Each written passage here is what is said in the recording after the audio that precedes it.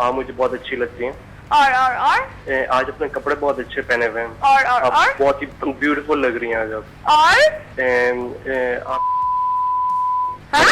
Extremely नियत खराब वाला बंदा पेश आ गया है एंड दैट्स सैड। पाकिस्तान इतनी फ्रस्ट्रेटेड तुसी हो जाओ अपनी बेगम के पास, बेगम नहीं है शादी करो या कुछ करो, अपनी फ्रस्ट्रेशन निकालो यार। लाइव जगह नहीं होती बिटवा फ्रस्ट्रेशन निकालने के लिए।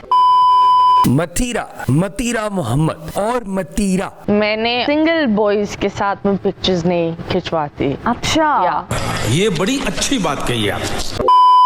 ये 3 नाम हैं जो कि पाकिस्तान की मीडिया इंडस्ट्री के उस पहेली के हैं जिसे आज तक कोई हल नहीं कर सका। इनकी तारीख इतनी ही रंगीन है जितनी इनके बालों के बदलते शेड्स, और इनका करियर तनाज़ात की ऐसी सीढ़ी है जिस पर वो पिछली 2 दहाइयों से फख्र के साथ खड़ी है। मतीरा की कहानी जिम्बाब्वे से शुरू होती है जहां से वो पाकिस्तान वारिद हुई और फिर यहाँ के टेलीविजन चैनल्स के लिए एक ऐसी रेटिंग मशीन बन गई जिसे ना तो कोई हजम कर सका और ना ही कोई नजरअंदाज कर पाया। हेलो एंड अस्सलाम वालेकुम पाकिस्तान। उनका आगाज एक लेट नाइट लाइव शो से हुआ जहां वो कॉलर्स की फरमाइशें पूरी करती थीं, और सच तो ये है कि इन शोज में अक्ल की बातें कम और मतीरा की अदाएं ज्यादा होती। ये वो दौर था जब पैमरा भी शायद सो रहा था, वरना जिस तरह मतीरा लाइव शो में लोगों के जज्बात के साथ खेलती थी इस पर तो कब की पाबंदी लग जानी चाहिए थी। मतीरा की शोहरत का असल राज उनका बेबाक होना नहीं बल्कि उनका वो एतमाद है जो मंतक को भी मात दे देता है। उन्होंने अपने करियर के आगाज में ही ये समझ लिया था कि पाकिस्तान में अगर वायरल होना है तो आपको वो करना पड़ेगा जो कोई और करने की जुर्रत नहीं करता, चाहे वो योगा के मुतनाज़िया इश्तिहारात हो या किसी अवार्ड शो में उनका लिबास। मतीरा ने हमेशा तनकीद को अपने लिए ईंधन के तौर पर इस्तेमाल किया है। ये लोग उन्हें बुरा भला कहते हैं, उनके लिबास पर एतराज करते हैं, लेकिन वही लोग रात को उनका शो देखकर ये भी चेक करते हैं कि आज मतीरा ने क्या नया पंगा ले लिया है। इसी दौर में मतीरा ने गुलकारी में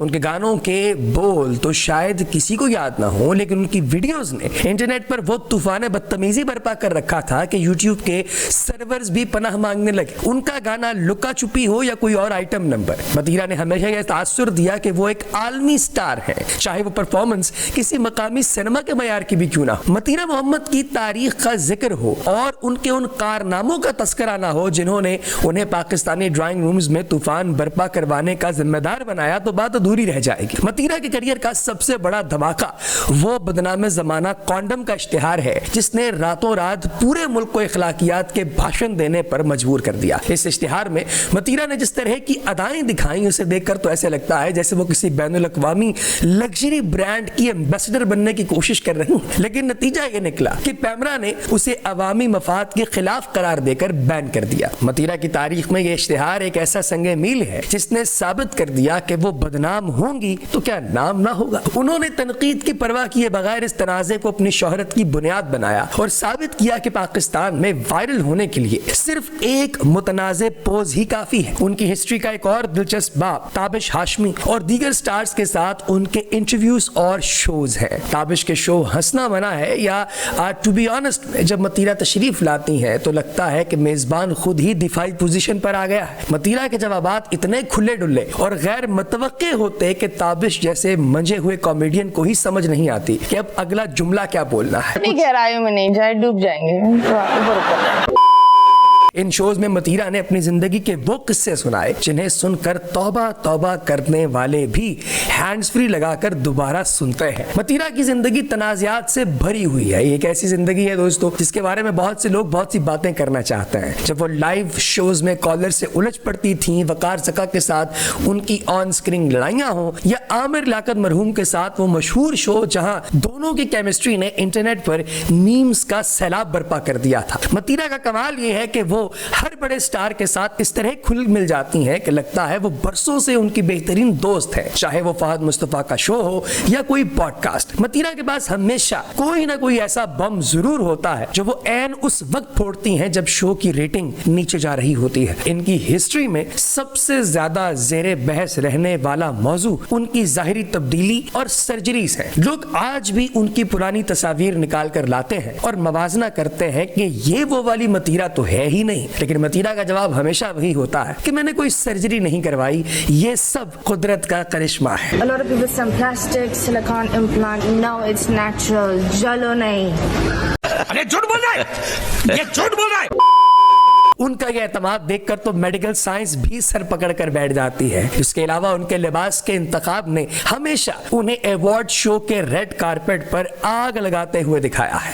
उनकी ये कोशिश कि वो पाकिस्तान की किम कार्डेशियन बन सकें किसी हद तक कामयाब भी रही है, क्योंकि वो जहां जाती हैं तनाज़े खुद ब खुद उनके पीछे चल पड़ते हैं। अगर मतीरा की जिंदगी पर एक फिल्म बने तो उसका नाम the art of public controversial होना चाहिए। उनकी तारीख का एक बड़ा हिस्सा उनकी शादी और फिर तलाक के गिर्द घूमता है, जिसे उन्होंने इतने ड्रामाई अंदाज में सोशल मीडिया पर शेयर किया कि लोगों को लगा कि यह भी किसी नए प्रोजेक्ट की प्रमोशन है। मतीरा की तारीख का एक और पहलू उनकी बहन रोज मोहम्मद के साथ उनका ताल्लुक है। दोनों बहनों ने मिलकर पाकिस्तानी मीडिया पर वो धमाके किए कि अखलाकियात के अलम बरदारों को पसीने आ गए। आजकल वो पॉडकास्टों की दुनिया में एक ऐसी दाना खातून बनकर उभरी हैं जो जिंदगी, मोहब्बत, धोखा, इन सब पर ऐसे भाषण और मशवरे देती हैं जैसे वो किसी पुरानी हिमालय की चोटी से तपस्या करके आई। मोहब्बत सिर्फ एक एहसास है, एक हार्मोन्स होते हैं जो दिमाग में ब्रुम ब्रुम बम ब्लास्ट करते हैं। वो हर टॉक शो में बैठकर ये बताती हैं कि दुनिया बहुत जालिम है बेटे, जबकि वो खुद इस दुनिया को अपनी उंगलियों पर नचाने का फन बखूबी जानती हैं। यू टर्न इतना ही दिलचस्प है जितना उनके करियर का आगाज। वो अब एक ऐसी बाजी बन चुकी हैं जो नौजवान नस्ल को बताती हैं कि सोशल मीडिया पर क्या करना चाहिए और क्या नहीं, जबकि उनकी पूरी हिस्ट्री इन्हीं चीजों से भरी है कि क्या नहीं करना चाहिए। उनकी हिस्ट्री में सबसे बड़ा रोस्ट मोमेंट तब होता है जब वो लाइव टेलीविजन पर किसी संजीदा मौजू पर बात करने की कोशिश करती हैं। उर्दू लहजा जिसमें अंग्रेजी का तड़का और अफ्रीकन असरात की झलक होती है, कानों के लिए एक ऐसा तजर्बा है जिसे लफ्जों में बयान करना मुश्किल है। वो जब बेबी और डियर कहती हैं तो आधे से ज्यादा कॉलर्स तो वैसे ही अपनी बात भूल जाते हैं। मतीरा ने साबित किया है कि टैलेंट हो ना हो, अगर आपके पास सख्त जान फितरत है और आपको पब्लिसिटी स्टंट करने आते हैं तो आप पाकिस्तान में सालों तक स्टार रह सकते हैं। आखिर में मतीरा के बारे में यही कहा जा सकता है कि वो पाकिस्तानी शोबिस की वो अनमेट और नागजीर हकीकत है जिसके बगैर इंडस्ट्री फीकी लगती है। उन्होंने अपनी तारीख खुद लिखी है और इस तारीख में रिवायती शर्म और हया की जगह बोल्डनेस और वायरल फैक्टर को फौकियत दी है। वो आज भी स्क्रीन पर नमूदार होती हैं तो इंटरनेट पर तबसरों की लाइन लग जाती है। कोई नहीं रोल मॉडल उन्हें कहता, लेकिन मुआशरे की तनज़्ज़ुली की अलामत तो कहते हैं। लेकिन सच तो यह है कि मतीरा को इन बातों से कोई फर्क नहीं पड़ता, घंटा फर्क नहीं पड़ता। मतीरा की कहानी हमें बताती है कि अगर आपके पास मोटी चमड़ी और तेज जबान है तो आप इस मुआशरे में कुछ भी अचीव कर सकते हैं, चाहे वो कोई इश्तहार हो या आपकी अपनी जिंदगी की कोई मन घड़त कहानी। वो एक ऐसी आर्टिस्ट है जिन्होंने बगैर किसी बड़े प्रोजेक्ट के सिर्फ अपनी मौजूदगी से खुद को 2 दहाइयों तक जिंदा रखा हुआ है और यह बजाते खुद एक ऐसा मौजज़ा है जिस पर उन्हें रोस्ट ही किया जा सकता है। मेरा ख्याल यह है कि इससे ज्यादा बेहतर पाकिस्तान के अंदर आज तक कोई शो गर्ल नहीं आई जो कि और से फौकियत पाती हैं और फिर उसके बाद जो ठुमके लगाती हैं वो अपने शोज के अंदर। फिर उन्होंने मुख्तलिफ टिकटॉकर्स को अपने शो में लाकर बिठाकर उनके साथ रंगबाजियां करनी शुरू की। कोई ऐसा काम इन्होंने नहीं छोड़ा जिसकी वजह से ये वायरल हो सके, जिसकी वजह से इनके पास शोहरत आ सके। मेरा ख्याल है कि ये एक केस स्टडी है जिस पर लोगों को गौर करना चाहिए कि भाई अगर कोई बंदा ये कुछ कर सकता है ना, आई डोंट नो कि इंसान क्या कुछ अचीव कर सकता है अपनी लाइफ के अंदर। बिकॉज मतीरा ये एक अलामत है, एक एम्बेसडर है जो ये बयान करती हैं, जो ये दिखाती हैं कि भैया आप बस लगे रहें तो एक वक्त आता है कि आप लग जाते हैं। तो अब इस बारे में आप लोगों की क्या राय है मुझे कमेंट सेक्शन में जरूर बताइएगा। ताबिश हाशमी अपने मल्टीपल शोज के अंदर ये बात कर चुके हैं। उन्होंने कहा कि भैया मतीरा का वो शो था जो हम लोगों ने बाद में उनसे पूछा कि कुछ काटना करना है? तो शी सेड के जाने दो भाई, जो भी बातें नेचुरल बातें इनमें से अब क्या ही काटना है। तो इतना कॉन्फिडेंस वक्त लगता है, उम्र लगती है इतना कॉन्फिडेंस इंसान की जिंदगी में आने पर। इस बारे में आपकी राय का मुझे इंतजार रहेगा और साथ ही साथ हम मतीरा को उनके अगले जो फ्यूचर प्रोजेक्ट्स हैं उनके लिए भी बेस्ट ऑफ लक कहते हैं और आप लोगों को ये बताना चाहते हैं कि भैया मतीरा जैसी जो स्टार है इन लोगों को आपको एंटरटेन करने के लिए बहुत कुछ करना पड़ता है, इसलिए उनको जलील न किया करें बल्कि उनकी एंटरटेनमेंट का मजा लिया करें।